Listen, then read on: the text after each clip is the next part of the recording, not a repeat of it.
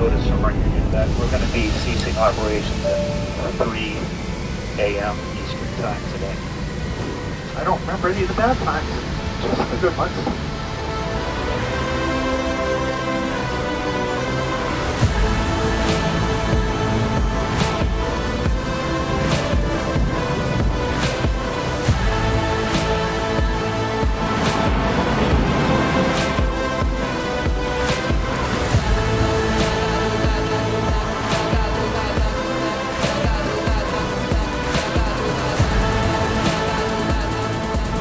Unfortunately, that's Over. So thank you for your support over the years. Onward and upward, right? God bless you all.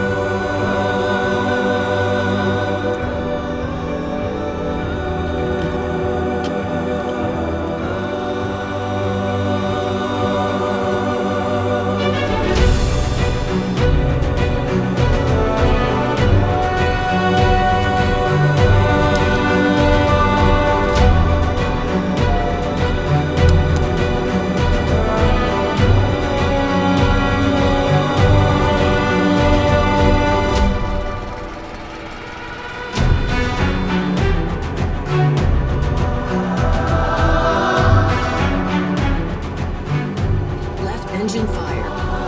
Right engine fire. Baggage fire.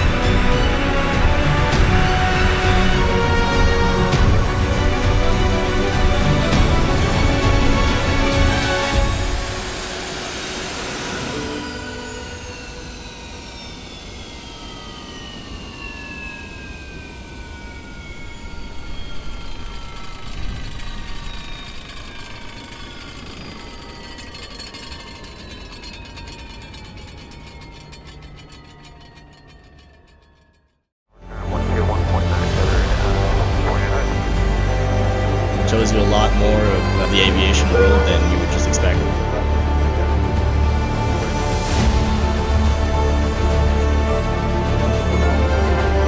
It's amazing.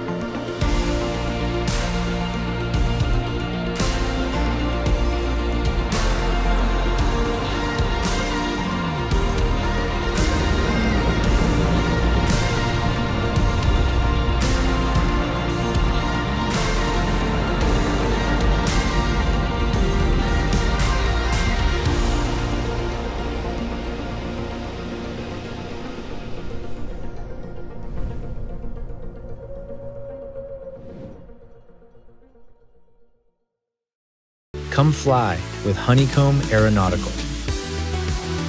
From yokes and throttles to pedals, sticks and cockpit controls, each product feels authentic alone and stronger together.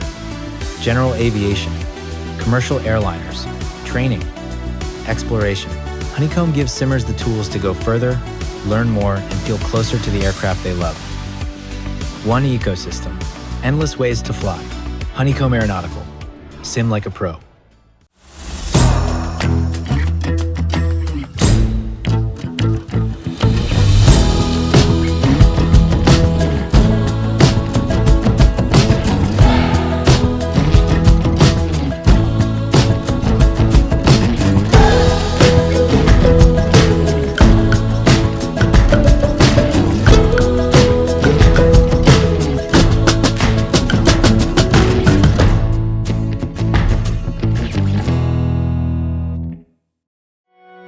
The airports once felt empty, quiet, alone. Then the skies came alive. Traffic across every frequency, realistic ATC, real operations. Departures, arrivals, VFR, helicopters, emergencies, SkyOps, and many more features, all 24/7 at every airport worldwide. Cisco clearance, clear to Los Angeles, 549.91, A living world, powered by Say Intentions AI.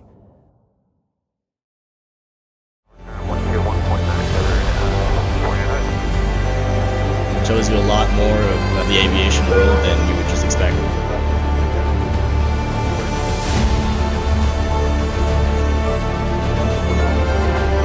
It's amazing.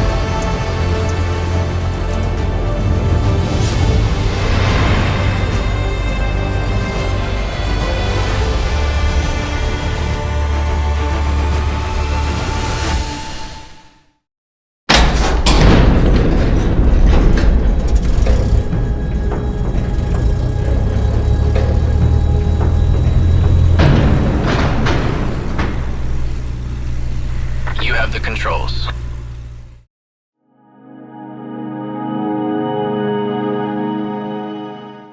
Hello everyone, welcome to FlightSimExpo 2026 pre-show, and my name is Callum from FSElite, and I am joined today with Jordan as well. Hello, hello. This is cool, right? We've got a proper podcast studio. Yeah, I feel so grown up. I mean, if you watched our show last year, we had us in a very dark cinema room with a single purple light in the background, and we thought we'd step up our game this year. Yeah, it's really, really impressive, and I actually just want to do more of it. It's really cool. It is really cool. I mean, we've been mic'd up, we've got cameras all over the place, we've got multiple camera angles, we've got there, and there. I mean, yeah, and we're doing this on a really hot summer day. Yeah, Which makes us look our best. our best. But enough about that. We're here to talk about FlightSimExpo 2026. So for anyone who hasn't watched these before or any of our coverage before, we really want to use this time to talk about our expectations for the show. In particular, in about an hour's time, we're going to have FSExpo Friday, which is the biggest flight sim stage for all of the new announcements that's going to happen. I mean, right off the bat, how are you feeling about going into this year's FlightSimExpo and immediate thing you're looking forward to? I guess the Fridays are always so crazy for us, right? We're trying to cover so many announcements, but it's so exciting. And actually, just the buzz on the Friday, the crowd's whooping when they see a new bit of hardware or software or feature that they've been waiting for on a platform for absolutely ages, and it's finally coming to them. It's just the Fridays, although is our busiest day in terms of what we cover and what we churn out, is by far the most exciting, and it's my favorite day of the weekend.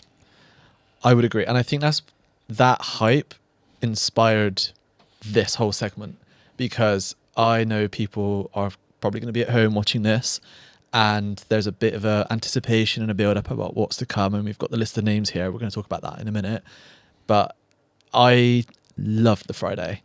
As someone who's we've been doing media for so long, this is like the exciting day, and then obviously during the weekend we get to try it all out and stuff.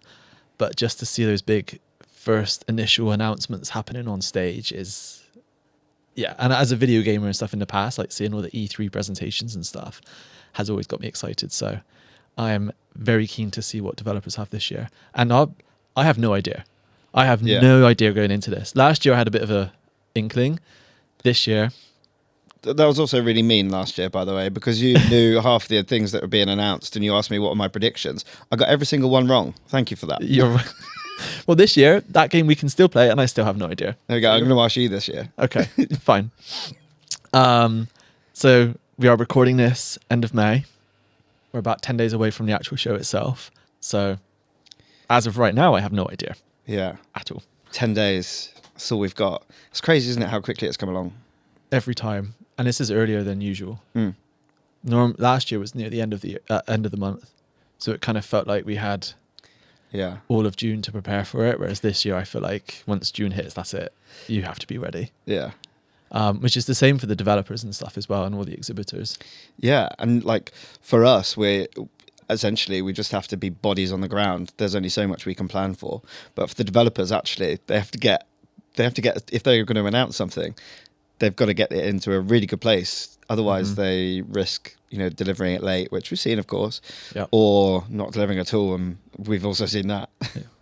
I mean, I saw a tweet the other day from Scholarchy.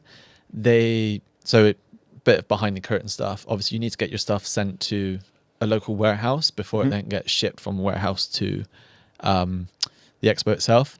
Scholarchy tweeted, I am not even joking, a lorry, like a full lorry, not just a little van. Like an 18-wheeler. Basically, of all of their Airbus sims coming to the show. Amazing. They're bringing 3 this year. That's crazy. And actually, Scholarchy is always a busy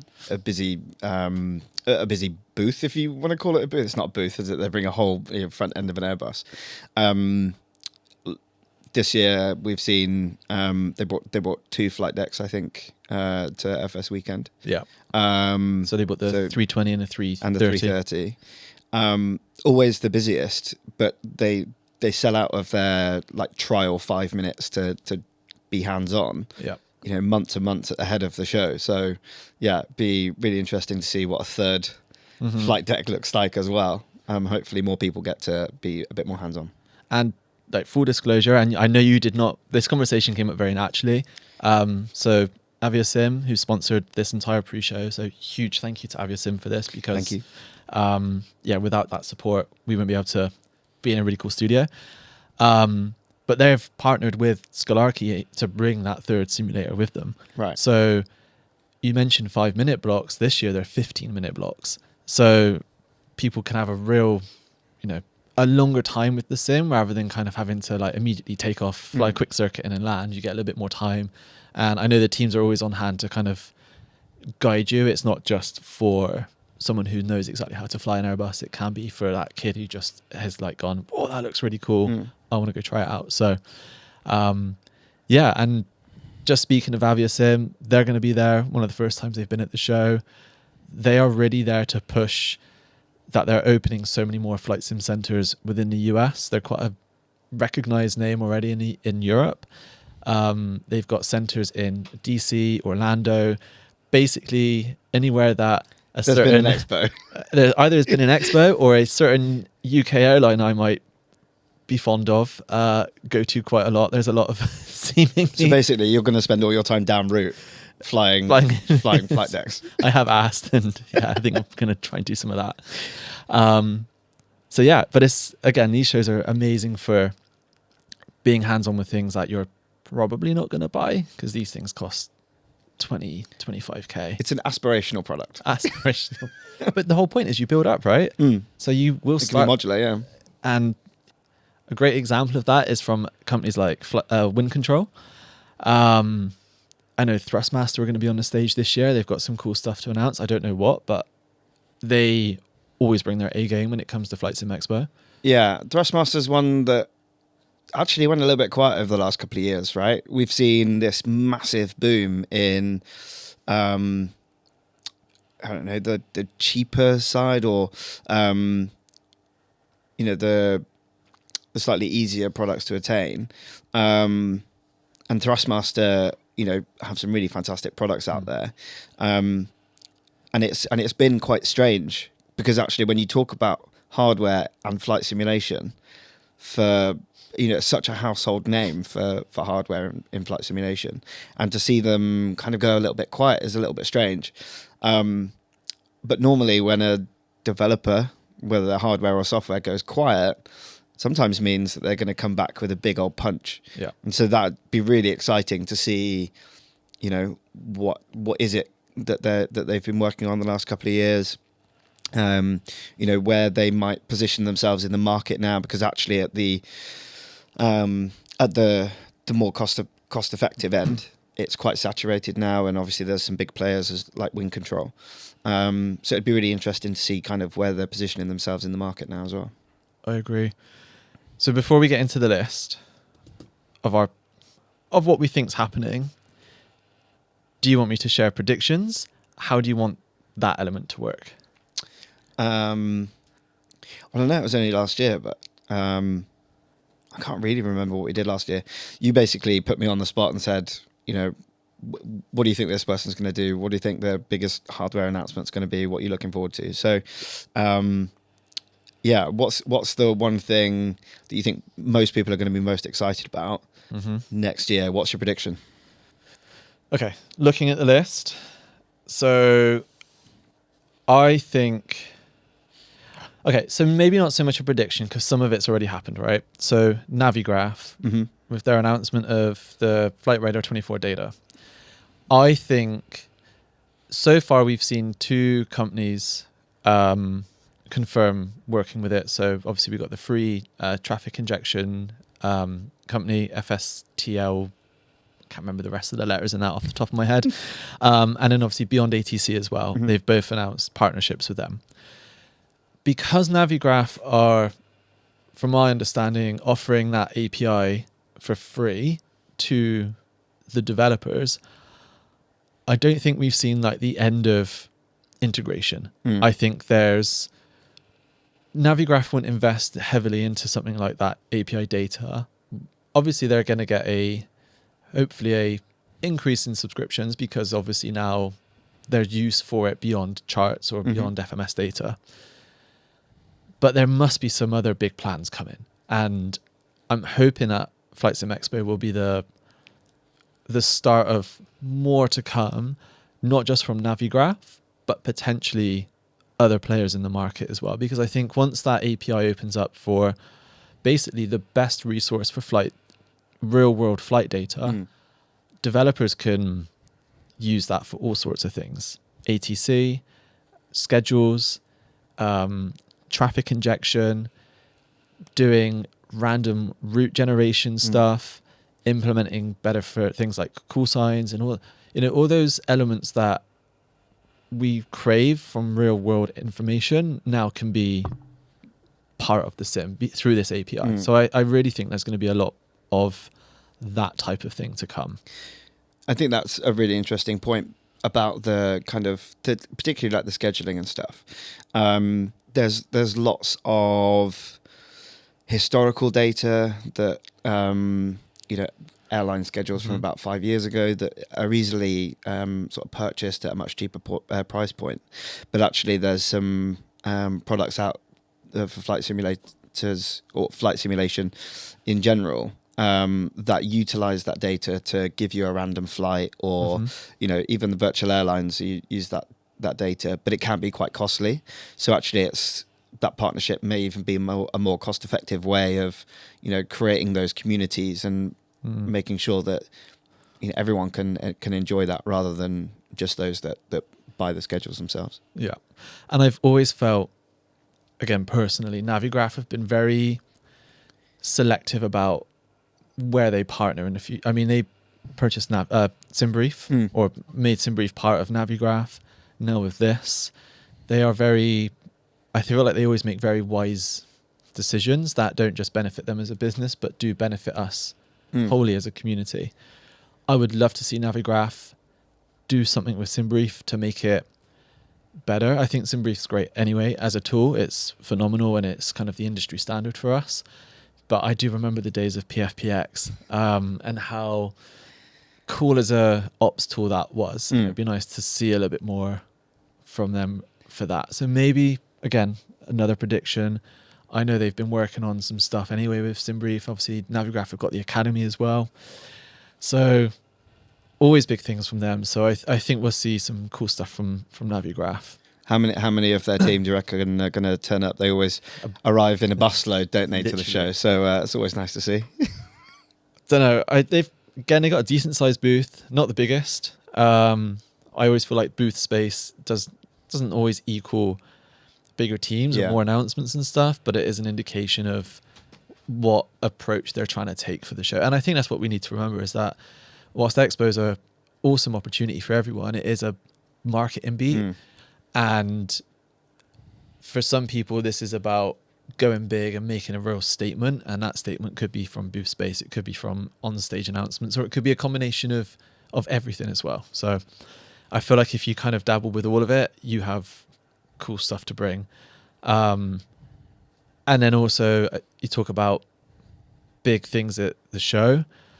Like you said earlier, Thrustmaster have been quiet for a long time. Look at the floor plan. They have a huge booth, massive space. So I think they're probably going to do something cool. They always seem to do stuff for FlightSimExpo, and I remember speaking to a lot of their team in the past. They really see the value in FlightSimExpo, not just for the flight simulation community, but as a brand as a whole. And they use it as a platform to really introduce new things to the community, not just talking about, oh, we're improving this or we've got a new module. I know they recently announced the Flight Sim PS5 HOTUS thing, which, to be honest, even I still use today. Kind of just rebranded, but I feel like that was just a little tease for what's to come. You know, they didn't want to make that as part of their Almost like expo. bridging the gap between what they've got currently and whatever's coming next. Yeah, and I don't think they wanted to maybe sour like a bigger announcement with kind of in some respects, like a smaller piece of information, right? So it's all about breadcrumbing. So from a software, I think Navigraph is the one to watch. Hardware, I think Thrustmaster are going to bring quite a lot to the table this year. Yeah. And actually, from my point of view, like I don't just use flight simulation, I do a bit of racing as well. And Thrustmaster is one of those brands that has kind of bridged that gap as well. And then I remember they had a racing sim setup as well. So I think a lot of flight simmers also don't just sit in that lane, right? We've got a whole community of Euro truck simulators and American truck sim players as well. And so, yeah, having familiar names, and Mozart's one of those that have gone the other way as they started in racing, have now come over to flight sim. I'd be interested to see how many other brands are maybe thinking about, okay, this is our realm that we work in. What else is there? And then they discover flight sim, and ultimately we get more competitors in the market from a product point of view, which always means good things for a consumer. 100%. And you bring up a really good point. So Thrustmaster dabbled with it. I think it was it last year they bought the racing stuff? Yeah, I think so. Because they also had space stuff. Because I remember doing a live video booth tour with you, and we both were filming and we were both live. I'm pretty sure it was with you. And we looked at this stick thing and we were like, yeah, what the hell was that? Neither of us recognized it. And we're both looking at each other off camera going, we need to say something, but we don't know what it is. And we looked really stupid. Press the buttons on. But it was a space stim stick. And neither of us had a clue until after we finished broadcasting. But what's cool is that was like the first little dabble of non-flight sim stuff at a FlightSimExpo. This year we're going to see a bunch more. So we've got railway sim stuff coming, we've got combat sim stuff coming, we've got probably a bit more racing stuff coming as well. I know there was talks of like a little like a little video game area. I don't know if it's happening, but I think there's going to be more to do than just flight sim, because you're right. There's if you're kind of into one, you're probably going to have an interest in some other type of simulation as well. So we shall see. But what about you? What are you... Give me not necessarily a prediction, but what are you looking forward to then? So, as you know, but our viewers may not know, I'm an explainer. We're normally like real pilots, but that's the first thing we say. Oh, I'm an explainer. I use explain. But we've seen smaller updates, bug fixes, little changes, little tweaks here and there for probably a best part of a year. I'm hoping that again, when a developer goes quiet, almost means that they're working on something in the background. We've been, you and I went over to Canada where X-Plane hosted us, and we were talking about the X-Plane store. Haven't seen that yet. I think the weather engine and the almost like the environment engine has come such a long way. Actually, I think it looks fantastic. So I think that's in a really good place. The physics, of course, has always been in a really good place. Of course, what any X-Plane user really needs and really wants is this next generation of scenery. It's probably the one thing that's really holding the platform back now, considering its competitors are, photoreal the whole planet. It's really hard to compete with that when you've got, scenery that's probably X-Plane 11, right? It hasn't really changed before that, maybe even X-Plane 10. So I'm hoping, really, really hoping hard that we've got something else in the pipeline. Yeah. A bit more materialistic, a bit more further down the line than what we've kind of heard about from X-Plane in the past, because actually they've really just been, we know that we need to do something about it. We will do something about it. Nothing's really come of it. So that's what I'm really hoping forward to. We shall see. Yeah. I mean, that store has been a question I ask the team every year. I'm like, when's it coming?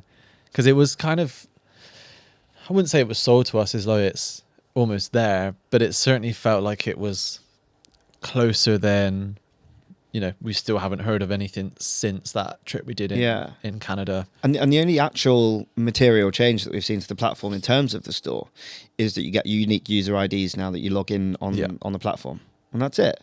Whether there's lots of stuff gone on back end that we haven't seen or, that you wouldn't have experienced to help build that, I don't know. But I think it's sorely needed. As someone who doesn't use X-Plane as often as someone like you, I find, of course, you have all these different stores, and whilst not everyone will use or likes how maybe Microsoft have done it for their platform, I do think it does add a lot of ease of use and more discoverability to have it built into your platform.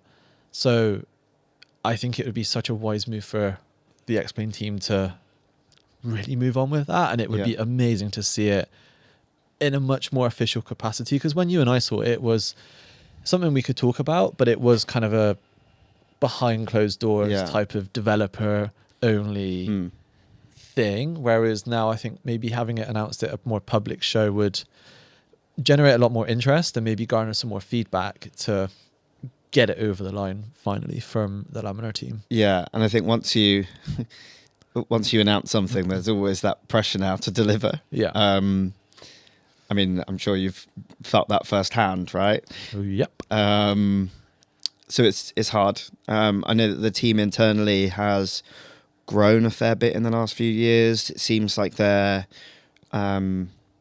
development cycle is a lot cleaner and quicker. But of course, we're not really seeing those massive leaps.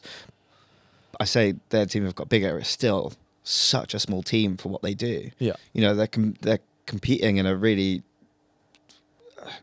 tough market where to provide a simulator of that level, I mean, I couldn't bear to think how many people are working on, from a Sobo on that side, on a worldwide platform like that, which is always impressive. And that's one thing I actually really love about the shows is there's always a perception of a consumer that, a product is being built by a team of 30, 40, 50 people.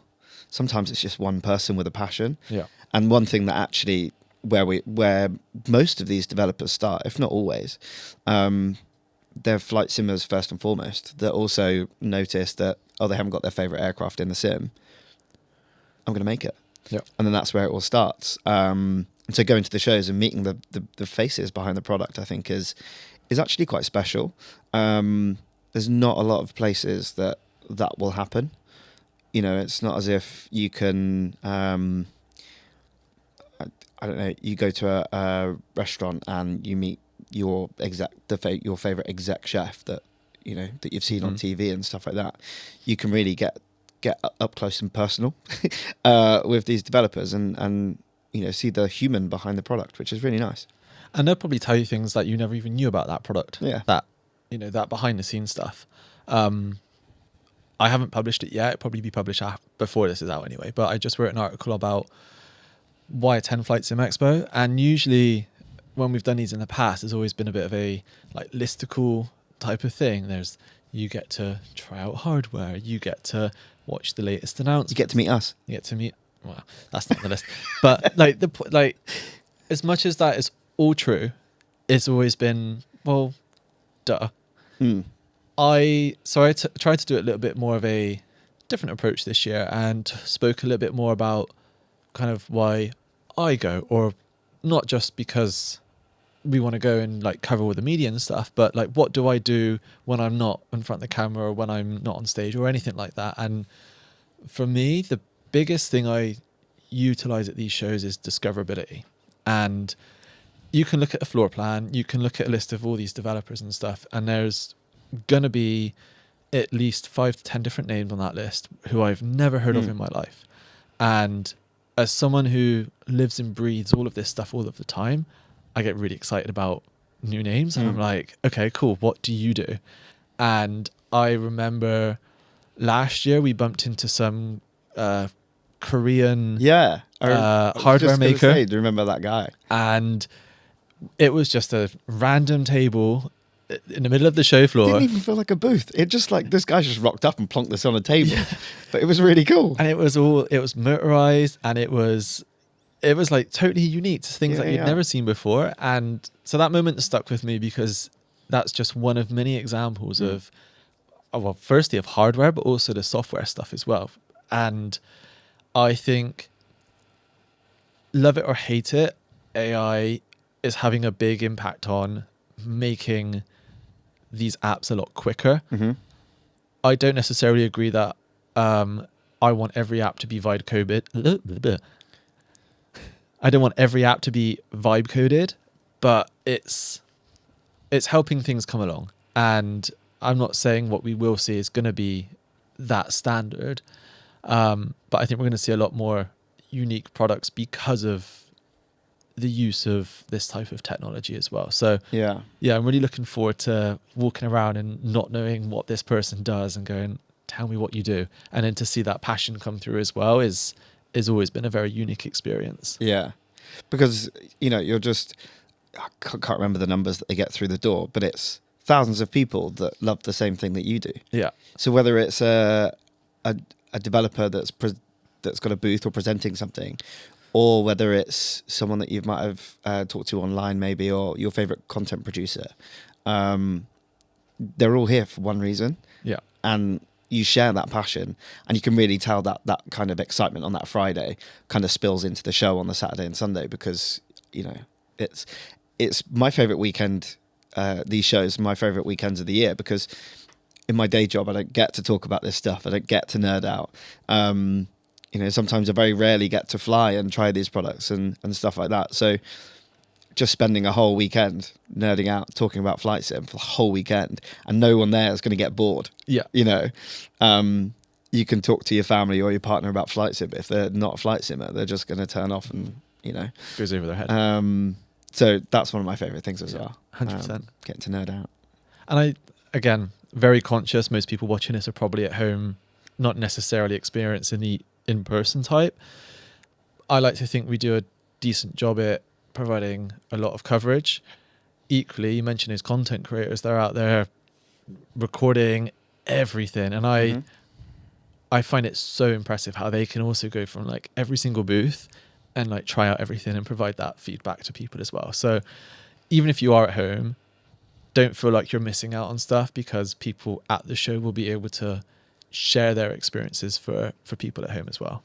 Yeah, I always try and go back and see if I appear in like the background of like someone, hello, when they're trying out something. But yeah, you're right. Actually, hopefully what we do is kind of bridge that gap and kind of bring the show to you a little bit. It's funny you mentioned about people waving in the background. So for the first time at FS Weekend, like we had the 360 camera to do the floor tour. People didn't know it was a 360 camera. So yeah, I had people behind me waving, and I thought, please do not do anything inappropriate. Because then I like trying to edit that is nigh on impossible. Because like it's a 20-minute video. There were multiple, I could watch that thing 1,000 times, but because there's so many angles and stuff, you'll miss stuff all the time. I'm gonna miss stuff. So if you do see if you're watching this and you see me with a camera, assume it's a 360 camera, wave, don't do anything inappropriate. Now you've said that, you know what everyone's going to do now, though, right? Yeah, of course. Yeah, don't trust people. Come on. Oh yeah, it'll be fine. So yeah, I'm excited to make a bunch of content. We'll talk about the FSElite stage in a little bit, but I want to come back to what's happening soon, FSExpo Friday. I always enjoy Evan's little opening speech. I don't know if he's got anything comical planned this year.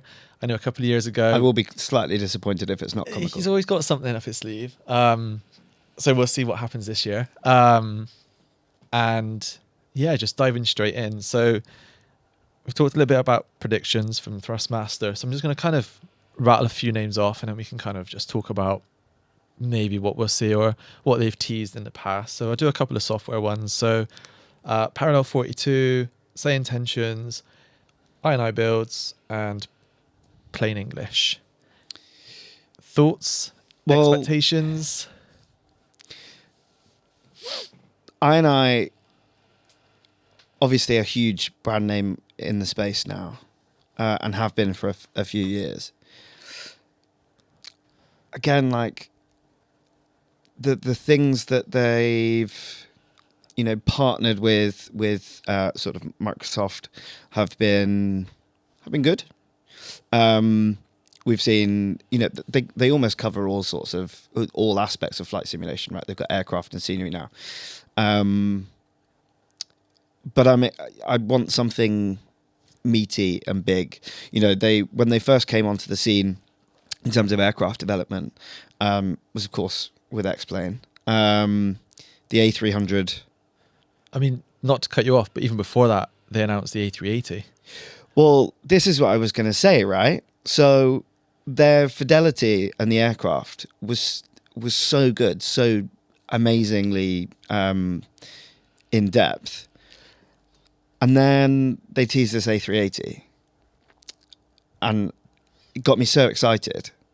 And actually, when, you know, certain business decisions happened, that's totally fine, right? I then realised that I wasn't going to get the A380 in X-Plane, and it actually made me very disappointed. Next best thing is an A380 for another sim of the same fidelity and done by some really passionate people over there. So it would be very interesting if we got a big old whale from INI Builds for a different platform. And when and if that does come, like where does that place in the market? Because we know that they've got the talent to build something really, really in depth and really, you know, true to life. Flying the A300 is a task. It's not an easy job because the aircraft isn't an easy aircraft to fly. You know, it's Airbus's first airliner, and they've recreated that really well with all the system depth you could ever want. But of course, they've done other aircraft that haven't been to that level. So it'd be really interesting to see where the A380 might sit in that. Yeah, I mean, they teased it a few months ago. They did a couple of screenshots of it, and they spoke about it. Is Expo the place they're going to talk about it more? I genuinely don't know. I'd like to think so. Yeah. It makes perfect sense.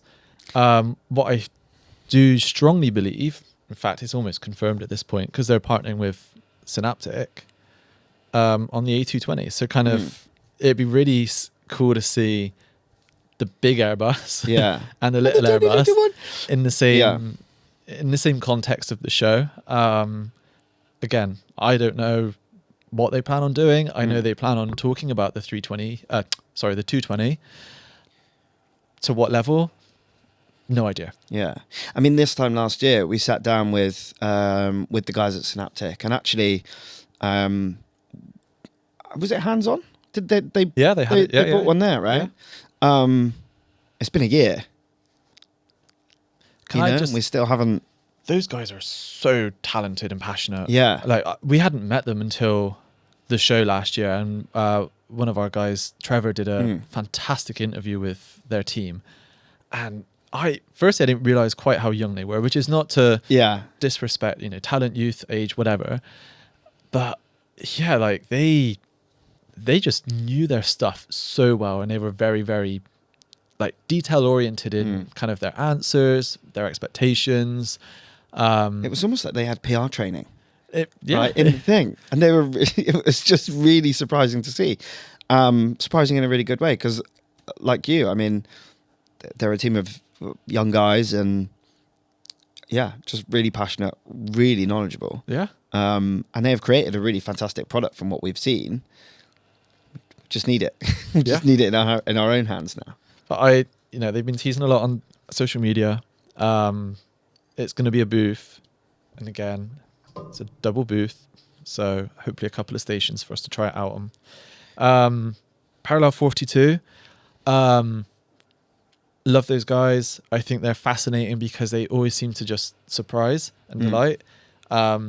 Releasing a fishing sim in Flight Sim was not on my bingo card for last year, yet there it was with Go Fish. Obviously they got Chase Plane, which was the community was desperate for, and now it's out and it's available for both 20 and 2024. So the only thing really left in their suite of products, which they've kind of alluded to probably just won't happen because they don't feel it would reach their standard, is their immersion packs. I know there's this other tool from TrySim, I think it's TrySim, and Parallel 42 issued a statement to say they acknowledge it's out there, but they still don't believe that 2024 is able to accommodate the effects that they want to do without compromising on different aspects and stuff, which, that's their decision. And if that's the type of product they want to build, then more power to them. So it's hard to predict what those guys will bring because they aren't just a utility maker. They've done aircraft. In fact, speaking of aircraft, they bought the actual aircraft last year, right? And they had like a mock camp out. That's there. true. Yeah. It was actually a really cool booth. And then they were like, "Hey, see this? We've recreated this. Here it is in Sim." Maybe that's quite cool. Maybe that's what they're bringing to the show. Yeah, they're going to bring a 747. I don't think they're bringing a plane this year, like a physical plane, but maybe they'll show off the plane they've made in the sim, which would be cool. That, or they're going to get just a bunch of carp from their fishing. Go fish. Or just a pack of cards, and then... that's very good. Very good. Very good. Say Intentions is also on this list. Now... They have just announced a new thing for X-Plane where you can have what I think it's called shared skies or something like that. Again, using AI to power all of this. Any thoughts about what we could see from Say Intentions on stage this year? Well, I mean, we've alluded to AI a little bit, and it's incredible how quickly, if you can utilize AI well, you can do absolutely anything with it and do it well. And these guys have really kind of tailored that approach to their products. I've only tried it a couple of times, sort of with the ATC interactions and stuff. And the first time I remember, I was like, are you sure this is AI generated? Because it is just really cool. Yeah. And actually, I think some of the idea generation or the ideas of how to utilize AI within flight simulation is really interesting. And so actually sometimes you didn't know you needed a product until someone sort of went, Made it. hey, look at this. Yeah. And so I think actually AI might really help us do that. But the team over there are always lovely. I'd be interested to see,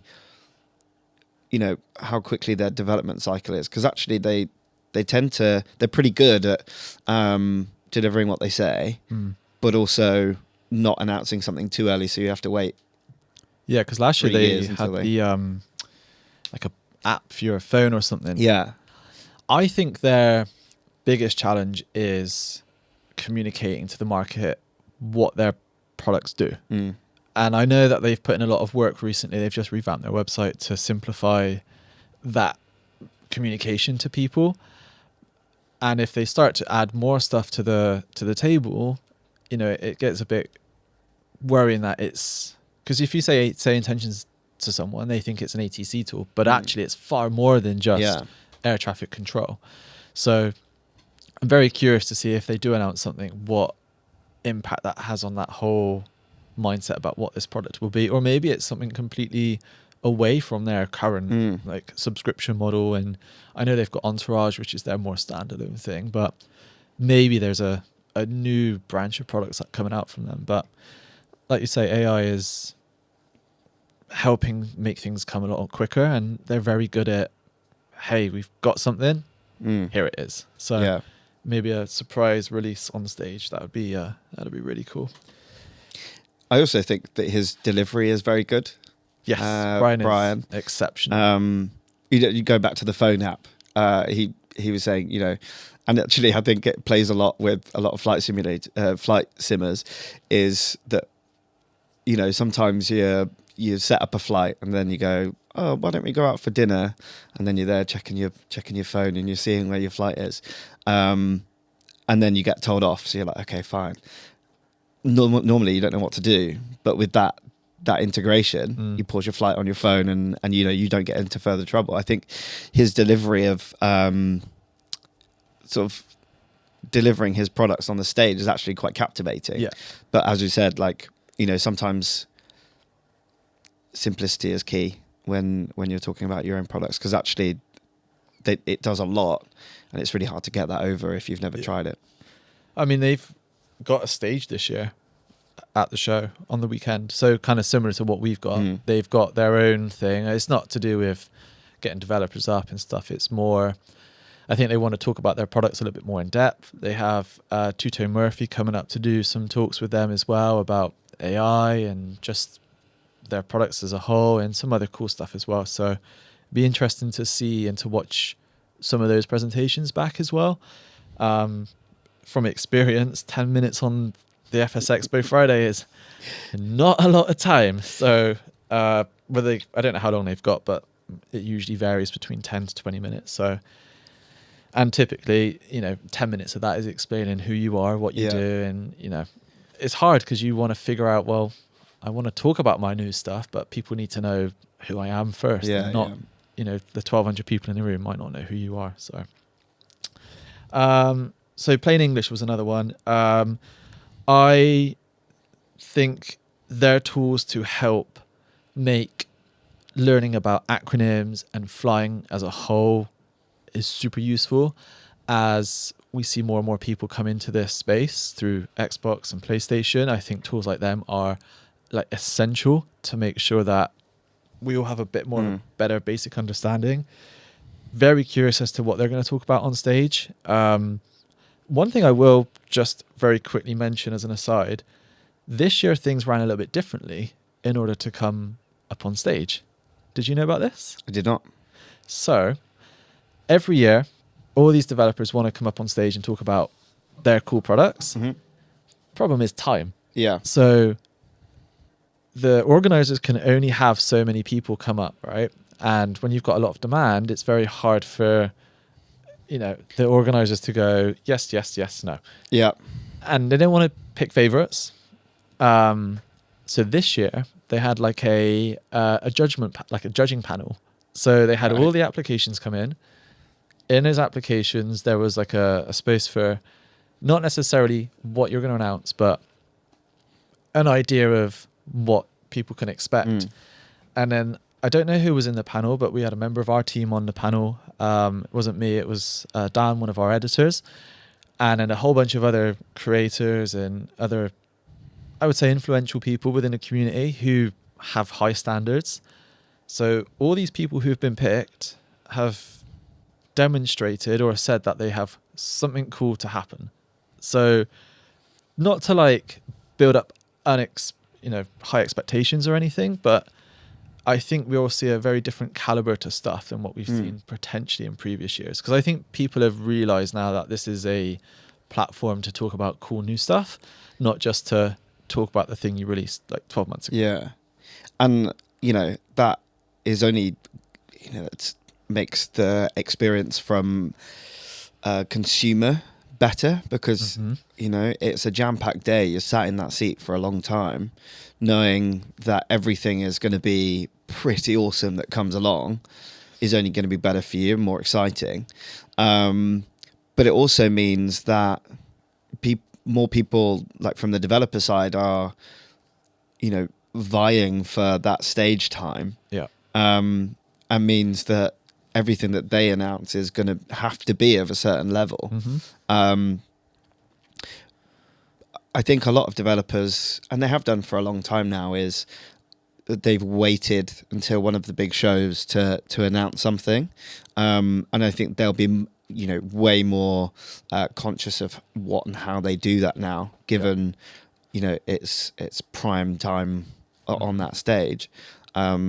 So yeah, it'd be really interesting to see how the level of announcement has changed this year compared to previous years. That's really interesting. And we've had 7 years of FlightSimExpos now for people to learn, recognize, and it's starting to become a bit more familiar as to the formatting of the show. So I think that makes it easier for people to understand, okay, so this is my time and this is how I should probably structure my presentation to keep that engagement up and stuff. So yeah, just some of these names you may not be like, oh, well, they're not top tier name and stuff, but I don't think that matters quite so much in this context now, because everyone had the same opportunity to present their case, and these are the people that were chosen by a very not influential, but an important group of people who know cool things to happen, right? So I was just going to say, it'd be really interesting to see those that didn't make the stage. It would. I know some of them they're going to be coming to the FSElite stage. Even better. Which is great for us. And I want to be really clear, that doesn't mean what they had to present isn't going to be good, because that's not the case. No. The whole point is to make FSExpo Friday feel very varied. And also some people may not want to present in front of 1,200, 1,500 people. They might want a smaller platform, but still have some elevation. Yeah. And also the people that attend the shows on the Saturday and Sunday tend to be different to those on the Friday, right? So Friday, you specifically buy that Friday ticket to be part of that day. Not everyone that buys a weekend, that buys a ticket to the show includes that Friday. So you've got a whole different audience as well. 100%. And I think that's a real positive too. Yeah.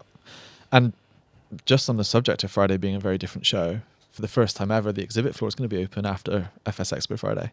Yeah. Which has never happened before. Yeah. And speaks to the volume of potential attendees. It speaks to the importance of trying to get... So another reason why is because local schools and local flying clubs typically wouldn't bring their students or people of interest to the show on a weekend, because it's a weekend. So the Friday afternoon, is beneficial for everybody, but in particular for those who have maybe more of an academic reason to turn up, or more of a business related reason to turn up. So it's great for everybody, and it just means, again, you're going to see a very different group of people on the Friday versus all over the weekend as well.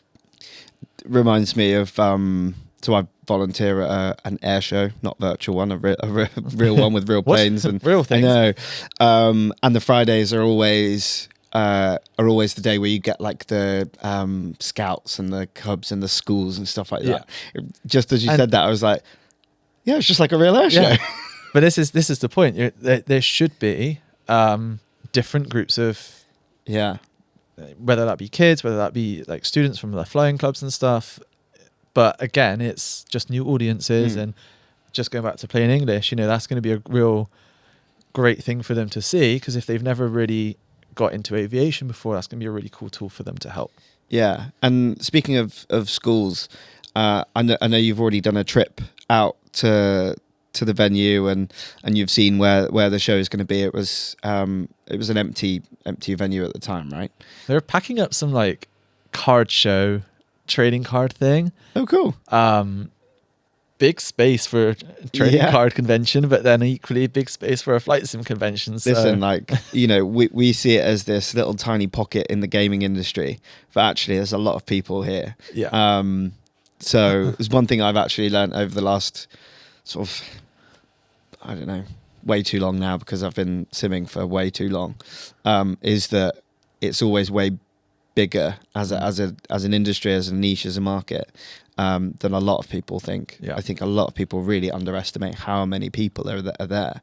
And partnering with those schools means that is always growing. There's always an interest. And I mean, I remember being sort of 8 or 9 and trying a flight simulator out, and it just kind of was so captivating.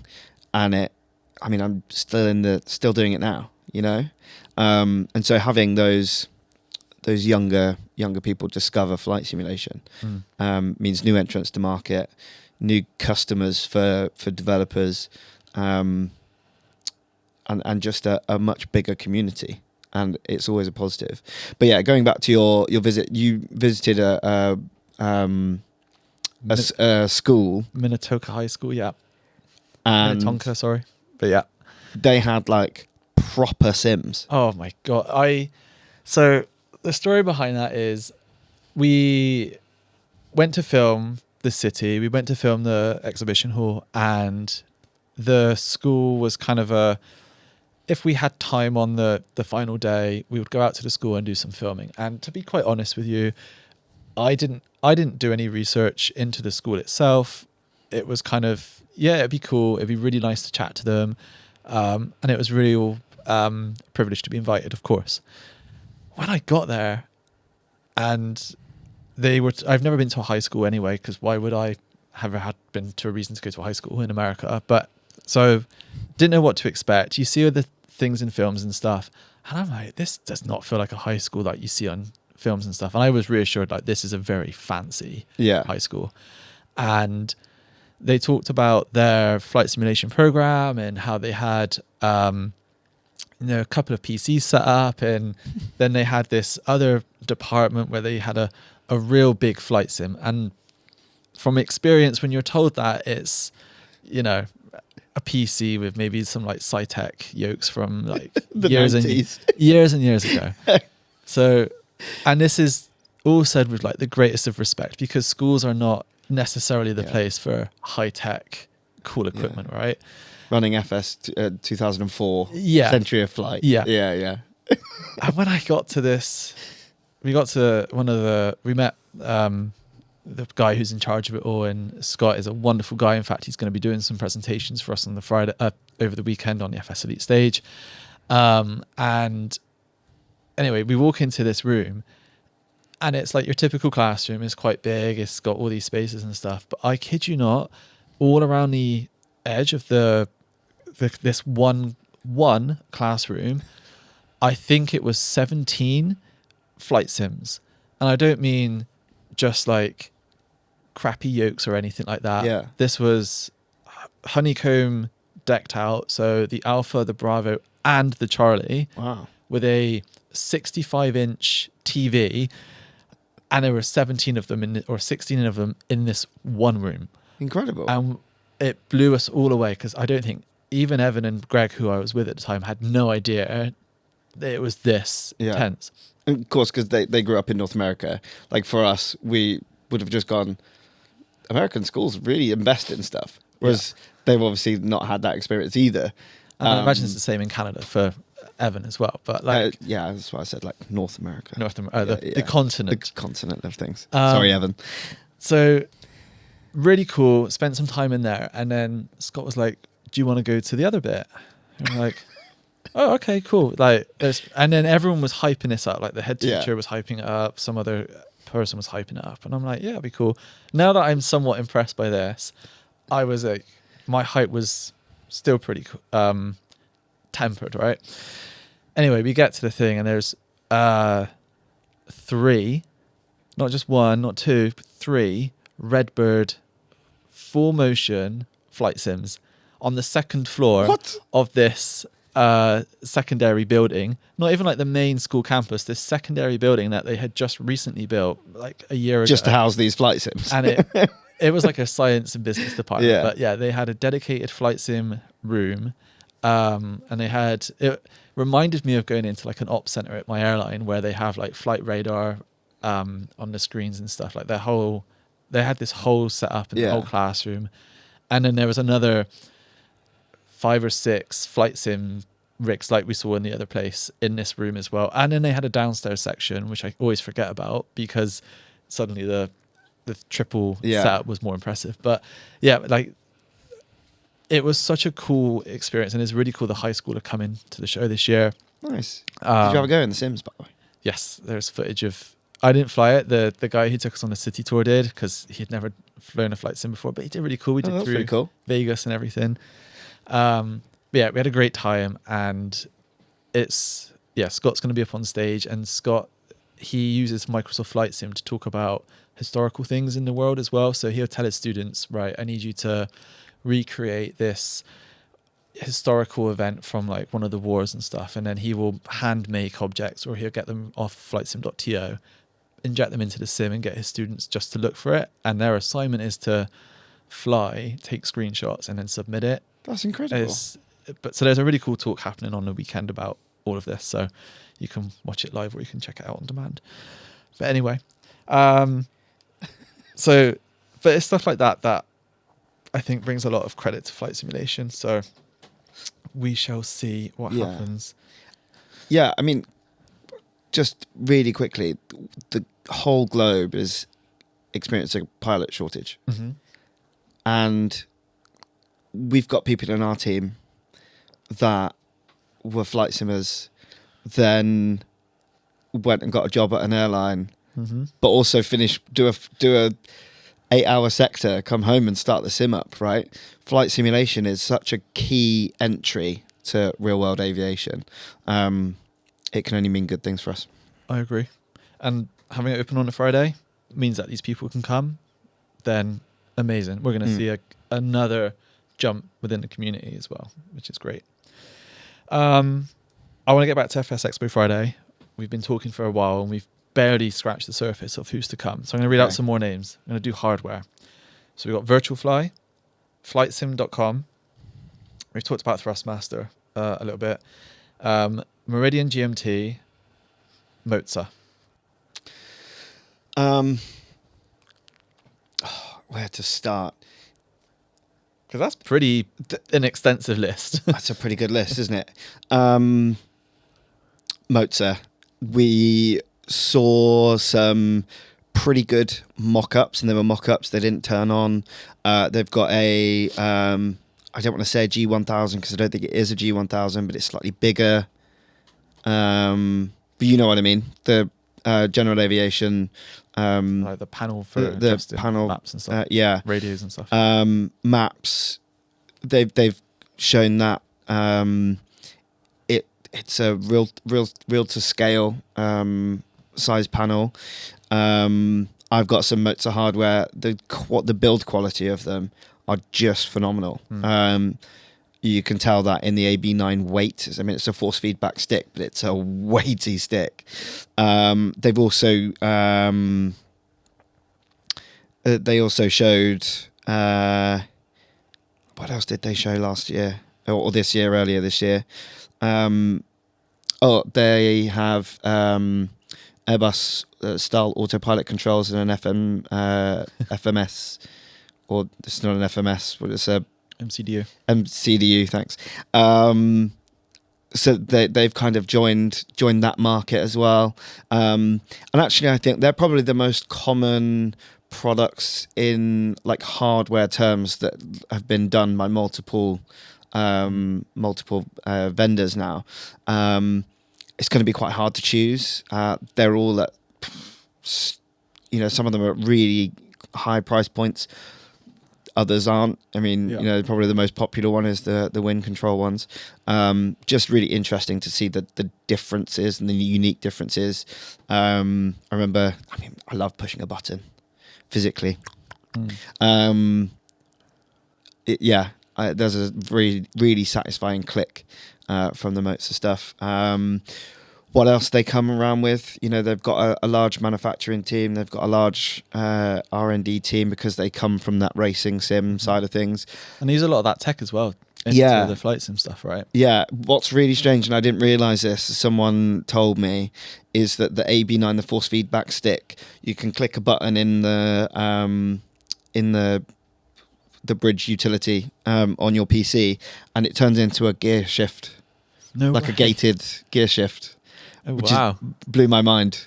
So you can use it for both, and I think that's really key when we're talking about hardware stuff, especially if you race and you fly, or even if you don't, it will just help you get into one without any extra expense, right? For sure, yeah. We've kind of talked about the Thrustmaster thing, Meridian GMT.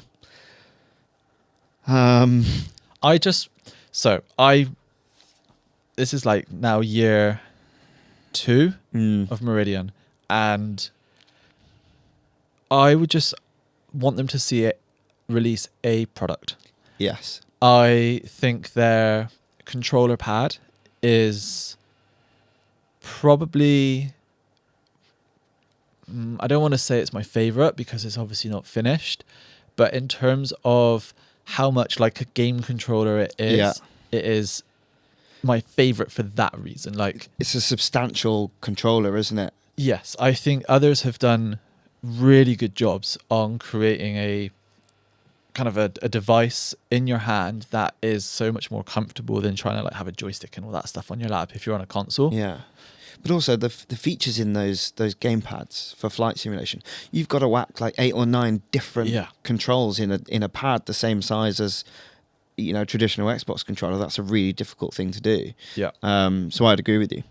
And I think what excites me the most about Meridian stuff is the modularity of it all. So being able to literally take your one controller, taking out a piece to make it from like a combat scenario to a more civilian style, or taking that out and then putting in like a helicopter setup, is really, really cool. And like, not everyone always flies flight sim the same way. Yeah. And I may typically fly an airliner, but from time to time, God forbid, I like to do GA stuff as well. So like having that only with fixed gear aircraft. Fixed gear only, because I cannot put that stuff up for the life of me apparently. But I just think that is the coolest stuff. And I know there's other hardware coming from Meridian, but I feel like that controller is probably the closest to coming out, and also probably what the market's looking for at the minute a lot more than yet another yoke or yet another throttle device. Well, for sure. And if you look at how people are accessing flight simulations now, the market for the games console is now doubled, if not got a little bit more. I think more people have PlayStation than Xbox currently. I'm not really sure what the stats are, but you've got X number of new consumers now, and they'll be looking for ways of just elevating their flights on the console a little bit more. And I'd agree with you that kind of gamepad is really good, and that's always been Nicky's strengths. I think is the customizability of the product, and being able to not have to change your whole desk setup just to fly a different aircraft. I think that's a really positive thing. On the other hand, having a big yoke is kind of cool, and that's what I'm looking forward to about FlightSim.com. Now, I remember last year on stage they tried to show off the 2 yokes where the software was bridged together. Yeah. And as you turn one, the other would also turn with it. Yeah. I don't know where in development that stuff is. I don't believe it's available. I'm not sure either. I remember doing a booth interview with Fabien, and he was describing this, and actually I got very excited because there's a real world application for that, right?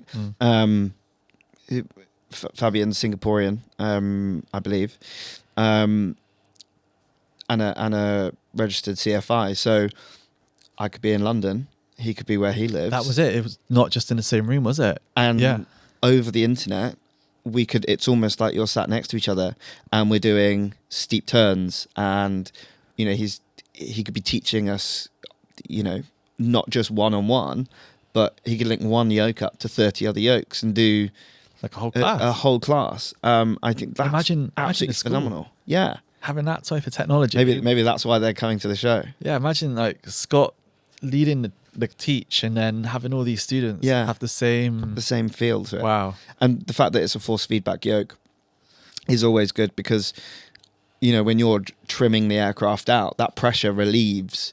And that was the best thing about, I think, that yoke is that you're trimming out and it almost like pulls the yoke back. And you can really feel that feedback. And I think that's where where force feedback is just phenomenal.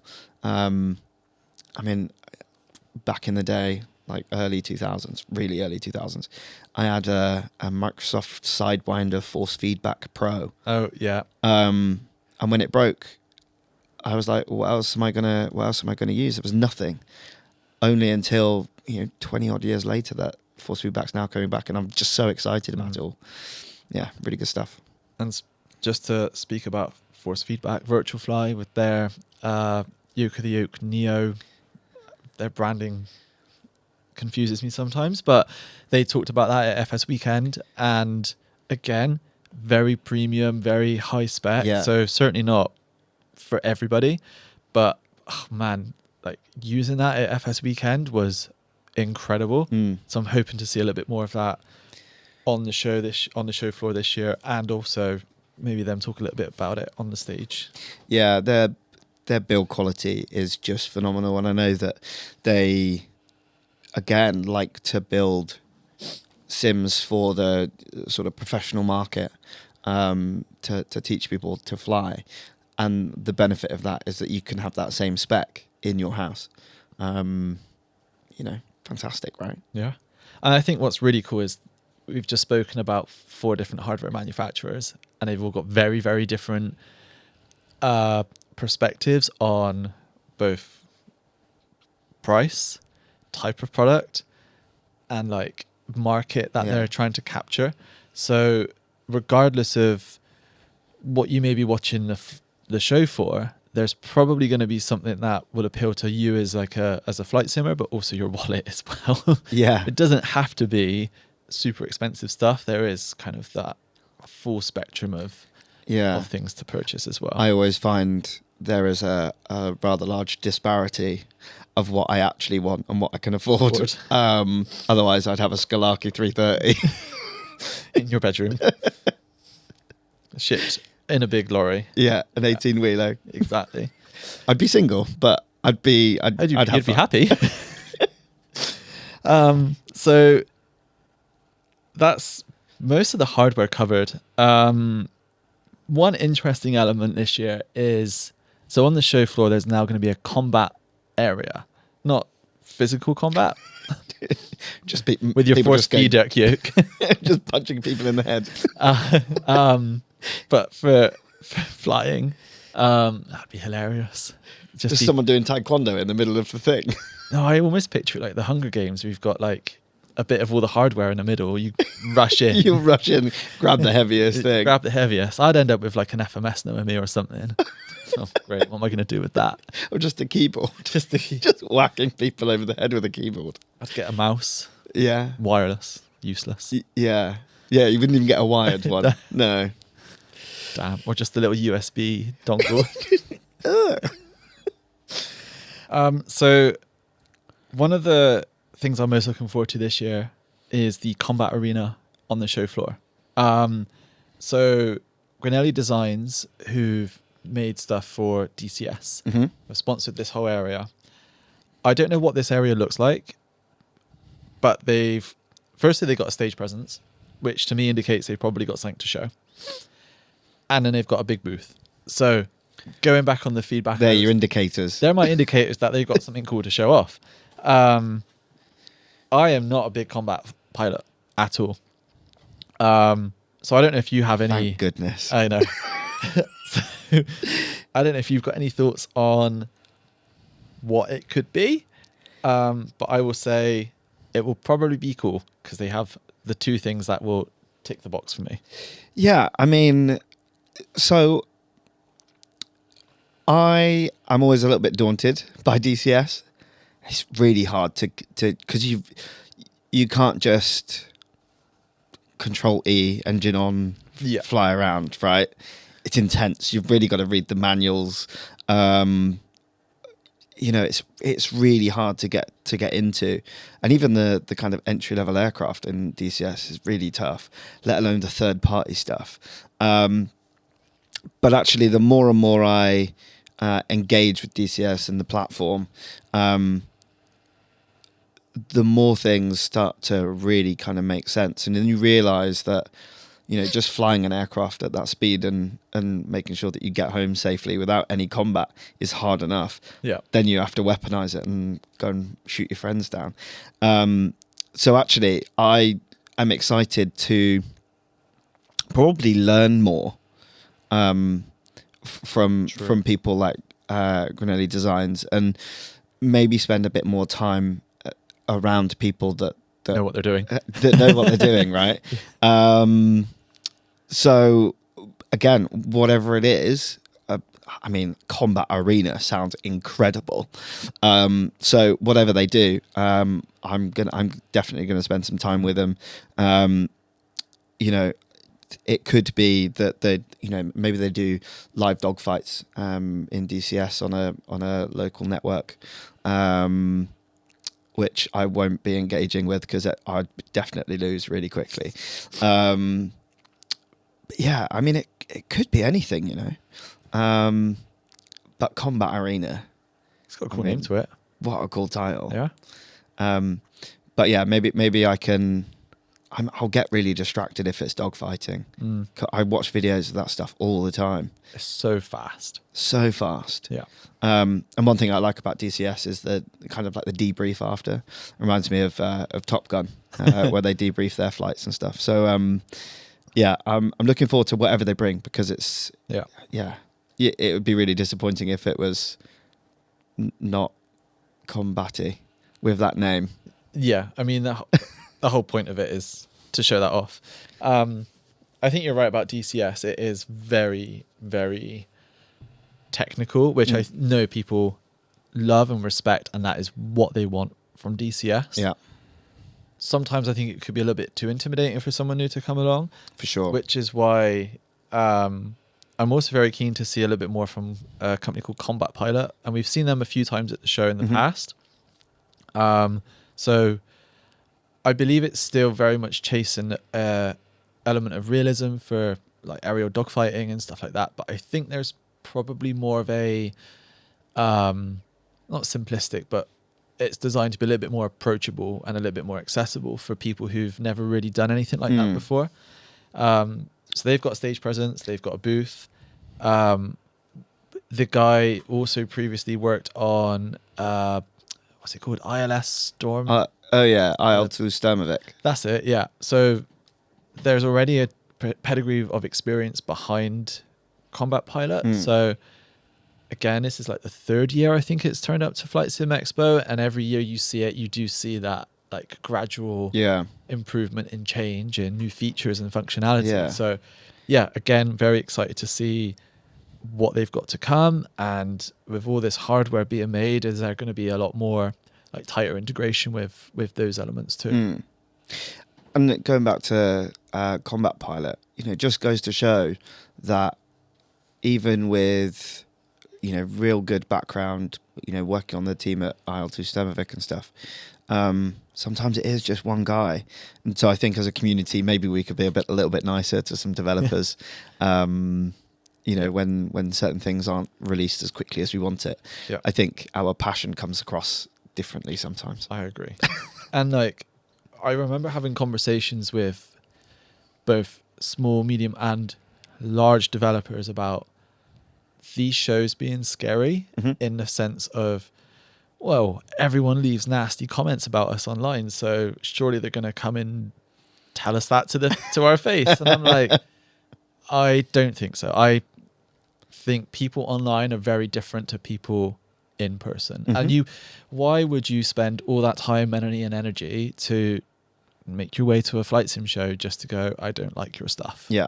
So it's a much more positive environment. And yes, there is going to be feedback and everything to a developer and to a publisher and to whoever, but it's, I think, done in a much more respectful way. Yeah. And also you get to understand the developer's perspective, because a lot of the time it is a one-way conversation. So it is nice to have a conversation rather than it being just a verbal diarrhea sometimes. And sometimes it gives the developers an opportunity to explain why certain things are a certain way, or why they aren't capable of doing that. Going back to the Parallel 42 thing, not having those effects in FS 2024, there is a why behind it. It's not because they can't be bothered, or it's not because there's something else in the pipeline. It's because fundamentally they believe the product should be here, and unfortunately the platform limitations means that is just not achievable, so they'd rather do something well or not at all. Sometimes that doesn't come across online, right? I would agree. So a couple more names, just to, not many left. We've covered quite a few. So we got Altimeter Motives. I apologize in advance if I butcher this name. Bernardi? Not too sure. I'll take your word for it. Take my word for it. JetCard Virtual Systems. And that's everyone on my list. Well, you might have to help me out here. We got really, really excited about that Korean manufacturer that just had that random table in the middle. Yep. I can't say I personally recognize these names. So help me out. Of course. So, Altimeter Motives, they have been a huge advocate and supporter of flight sim shows for years. Now I feel bad. Well, but again, it's one of those things where it's about discoverability and what is interesting to you at the time. Now, they create, from what I can recall, panels of cockpits and stuff, and you can basically inject your own elements to it. So you've got your speed, you've got your altitude indicator and all that kind of stuff. But it is, from what I remember, Cessna style things rather than airliner stuff. Yeah. And I think he makes all of it in his garage, basically. That's so it's not incredible. This is what I mean about discoverability. So yeah, it's going to be the top of my list tomorrow. So yeah, it's I think that's, he's always on stage. I don't know what he's going to announce or share, but it'd be really cool to maybe see, because we've seen such a influx of business jets within Flight Sim, and whilst a lot of the avionics are kind of glass and stuff like that, it'd be really cool to see maybe some more bizjet style stuff from him. Yeah. Like legacy steam gauge kind of thing. Yeah. Or, if there is more of a display type of thing, because displays aren't extraordinarily expensive these days. It's more like the memory and stuff. So it'd be cool to see maybe some more of those style home cockpits rather than your typical Boeing and Airbus and stuff as well. So, but that does lead me nicely into the JetCard Virtual Systems. So this is a application where you are simulating the life as a business jet pilot. So it was created by one of the volunteers at FlightSimExpo, and it's obviously everyone talks about the career mode in Microsoft Flight Sim 2024, and this is kind of the same in terms of a career building progressive style system, but completely away from the actual Microsoft platform, just to enable some more like flexibility and stuff like that. So you can build up your entire career. It's got loads of dynamic realism. It's got randomness. It's got all these features that, again, from his experience and from his friends that he's worked with, to build kind of this almost ecosystem for business jets. And I think it's really cool because, again, we've seen, I remember years ago, we would never have a business jet in Flight Sim, and now suddenly we've got a multitude. And typically these things that are made are surrounded and designed around passenger flight or typical passenger flights. So it's nice to see something a little bit more biz jet oriented. It came out a couple weeks ago. I think it's in like an early access type of phase. Don't quote me on that. I don't remember exactly. So what we'll see is probably going to be some like new features and a little bit more about what this whole project is in the first place from him, which would be really cool. Yeah, I mean, the show sometimes is about visibility for the developer, right? We've seen in the past where developers have not attended these shows, you know, for a multitude of reasons.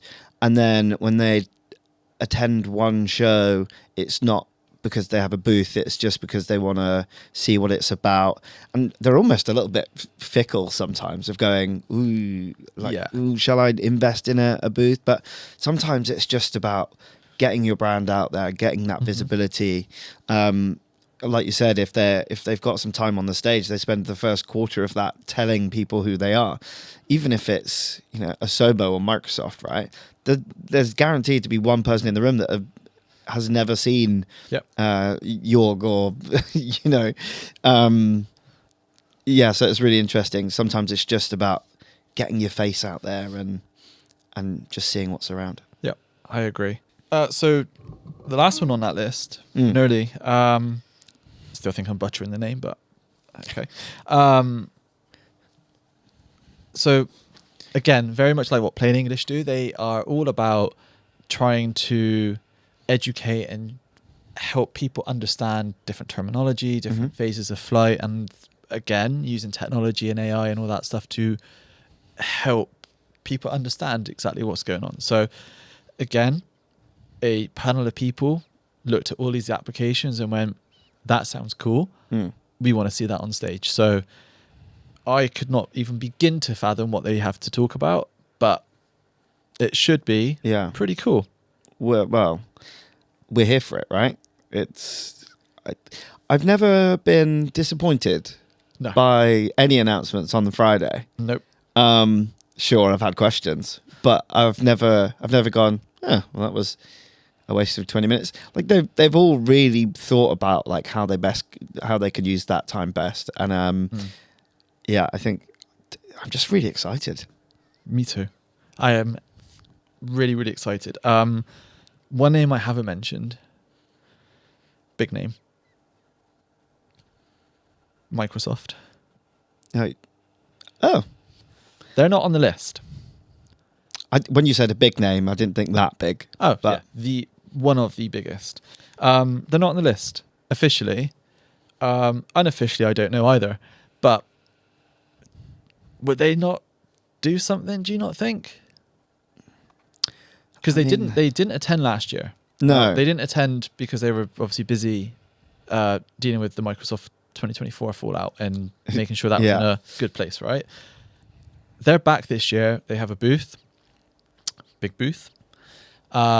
They made a real point of talking about coming to the show back in April. Yeah.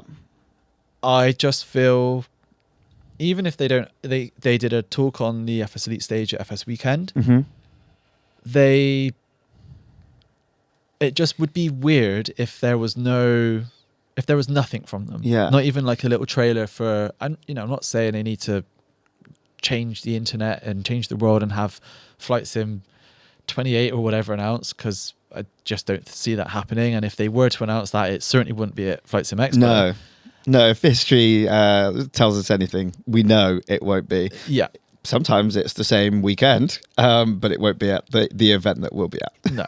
But equally, what I really appreciated what they did the year before last was they announced the new sim at the Xbox Bethesda game conference. And then FlightSimExpo took place a couple of weeks after, and they used FlightSimExpo to talk about the stuff that we would be interested in. Yeah, the details, the nerdy bits. Exactly. So we're recording this end of May. There's the Xbox show on, I think, the 7th of June, so like a few days before FlightSimExpo. So there is potential that maybe there's a Flight Sim based thing at the show. I don't know. And then they use FlightSimExpo to talk about that in a little bit more depth. Potentially. I don't know. They're not on the list. I just think when you're there and you're Microsoft, you're probably going to want to capitalize on the opportunity to talk to your fans. Yeah, I don't think... in terms of their development cycle, I would say it's probably unlikely that they're going to announce something massive. But actually, we've seen some nice intermediate announcements from Microsoft and their development team. You know, I think with their partnerships at the moment with so many independent developers, it might even be, you know, something on behalf of some of their third-party developers. It might be, you know, a major intermediate upgrade or an update to the current platform. You know, I don't think they're going to talk about bug fixes. No. I think, you know, Sim Update 5 and all the other Sim updates have been the bug fixing stuff. They're now at a point where it's about cool new things. Yeah. So, again, I have no idea. I don't even know if this is all speculation because we don't even know if they're going to be up on stage. But I think if they are going to do something, it is going to be something more than just here's a new world update or here's a city update. I think that stuff probably will come anyway because they are very good at representing the cities that they're in. I mean, that history repeating itself, right? We know that that's always going to be part of their development cycle. Yeah. I just don't know if that's now enough to excite people. And I think that's a real shame, right? Yeah. We've recreated your home city in such detail that, you know, you can fly over your house. It looks exactly like your house and your favorite coffee shop and all of this stuff, or explore the world in such great detail from your house. I feel like a spoilt brat going, oh, it's not enough anymore. Yeah.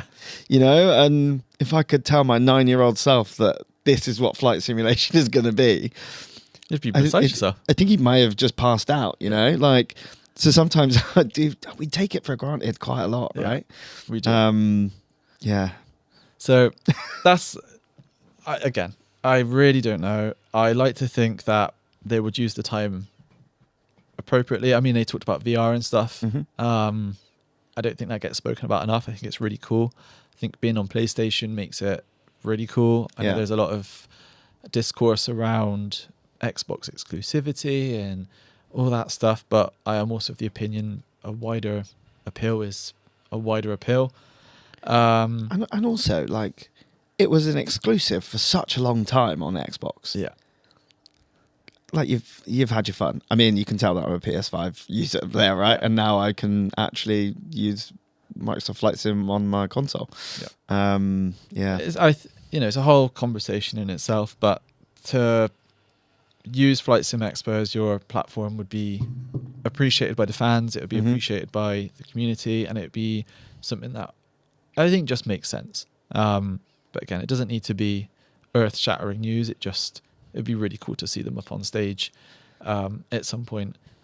But that's the list. That is everyone we know or speculating on who's going to be appearing on the FSExpo Friday stage in just a couple of minutes' time. Yeah, I mean, we've said it so many times. What I am glad, and I know you alluded to it earlier, but the whole selection process is they're names that I would never expected Yeah. to be on that Friday stage, and I'm really looking forward to seeing what they've got to present to get me really excited, because naturally I'm like a kid in a candy shop on a Friday, just going, oh, I want that, I want that, I want that. Oh, can I have that? What, and that's why the whole what I want and what I can afford are two very different things. I mean, yeah. And this is what I love about the show as well, is you get to try it all out, and then, you may have these aspirations for this cool looking product, but then when you go hands on, you're like, well, actually this doesn't fit my use case and all that stuff. So yeah, people who are watching this before the expo is beginning, enjoy, go hands on and test everything. Come say hello to us, come to the FSElite stage. We've got even more announcements happening over that. You can see the full schedule on our website. And if you're watching online, then this is our most exciting and busiest point. Like, we have a dedicated newsroom this year to make sure we can report on everything as quickly as we can. Yeah. And I'm actually really excited to see, what that looks like. It's quite cool, isn't it? It's above the show floor. And so it's almost, you get like a bird's eye view of what's going on. We've got a really big window with a long table. We'll all be sat writing the news on that. So yeah, I mean, last year we had a studio, right? We built a studio that was pretty fun. Yeah. But yeah, we've now got a newsroom. So, I love the fact that we're trying new things each year to hopefully bring the best content for you at home as quickly as possible as well. Yeah. So yeah, I think that covers everything. I know that everyone's going to be bustling and busy in that in the grand ballroom, as they call it, for FSExpo Friday. I know we are probably going to be in there anticipating whatever's about to come up on stage. And if you're watching at home, you are going to be a few minutes away now from watching FSExpo Friday 2026. So all there's left for us to say is thank you for watching. Enjoy FSExpo. Stay tuned to FSElite for all of the coverage. We've got interviews coming. We've got our stage stuff coming. We've got the coverage from the show floor coming. Anything else? I mean, yeah, we'll try and bring as much of the expo through to you at home, including Callum's 360 tour with a camera with people behaving themselves behind him. Absolutely. But yeah, thank you so much for watching. Been Callum, been Jordan. We look forward to seeing you either on the show floor or online. Thanks for watching.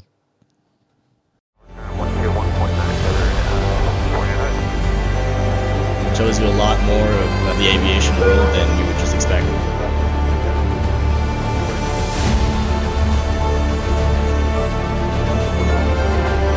It's amazing.